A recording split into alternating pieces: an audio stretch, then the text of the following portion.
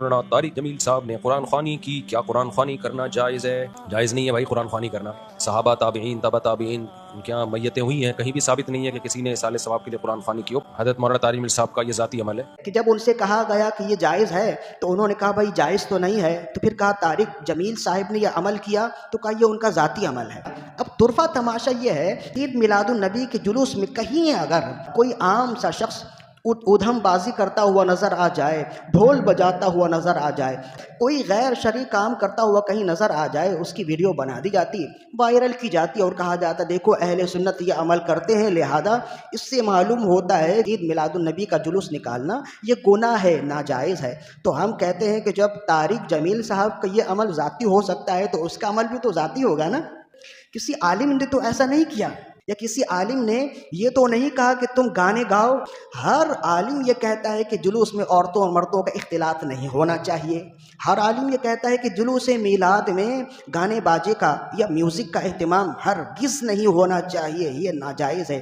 اس کے باوجود کہیں اگر کسی جاہل کا کوئی عمل سامنے آ جائے تو اسے پورے فرقے کو لپیٹے میں لے کر کہا جاتا ہے کہ یہ جو بریلوی فرقہ ہے، اس فرقے میں تو عید میلاد النبی ایسے مناتے ہیں۔ تو ہم کہتے ہیں کہ جب طارق جمیل صاحب باوجود اس کے کہ اتنے بڑے عالم ہیں، لاکھوں لاکھ لوگ آپ کے معتقد ہیں، ان کا عمل جب ذاتی ہو سکتا ہے تو ایک لچے لفنگے کا عمل ذاتی نہیں ہو سکتا؟ تو جب ان کی اپنی بات آئے تو عمل ذاتی ہو جائے، اور جب دوسروں کی بات آئے تو پورے فرقے کو، پورے مذہب کو لپیٹے میں لے لیا جائے، تو اسی کو کہتے ہیں فرقہ وارانہ تعصب۔ کہ جب بندہ تعصب کی عینک پہن لے تو اسے خود کا کچھ نہیں نظر آتا، دوسروں کا بہت عیب نظر آتا ہے۔ اسی طرح ان سے پوچھا گیا مزارات اولیاء میں جانا کیسا؟ تو کہتے مزارات اولیاء میں بہت سے غیر شرعی کام ہوتے ہیں، وہاں نشوں کا رواج ہے، وہاں عورتوں اور مردوں کا اختلاط ہوتا ہے، قبروں کو سجدہ کرتے ہیں، چومتے ہیں، لہذا مزارات اولیاء پر جانا شدید حرام ہے۔ تو پھر وہاں طارق جمیل والا معاملہ کیوں نہیں آپ کو یاد آتا؟ مزارات اولیاء میں اگر کوئی سجدہ کرے، اگر کوئی جا کر چوکھٹ چومے، تو وہاں پہ بھی آپ کو چاہیے کہ آپ کہیں کہ یہ ان کا ذاتی عمل ہے۔ اس لیے کہ مسلک مہذب کے کسی عالم نے یہ تو ہرگز نہیں کہا کہ مزارات پر جا کر آپ چوکھٹ چومیں یا قبر کو بوسہ دیں، حالانکہ یہ جائز ہے، یہ ناجائز نہیں ہے۔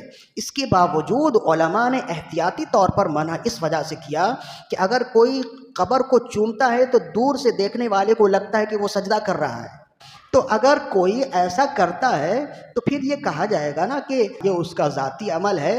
اس وقت اگر کسی کا ویڈیو وائرل ہو جائے، کسی کی تصویر وائرل ہو جائے کہ کوئی کسی قبر کو چوم رہا ہو، تو پورے فرقے کو، پورے مذہب کو لپیٹے میں لے لیا جاتا۔ ہم کہتے ہیں کہ باوجود اس کے کہ طارق جمیل صاحب ایک عالم ہیں اور لاکھوں لوگ آپ کے ماننے والے ہیں، جب بات آپ کی ہو تو ان کا عمل اگر ذاتی ہو سکتا ہے تو ایک عام بندے کا عمل بھی ذاتی ہونا چاہیے نا۔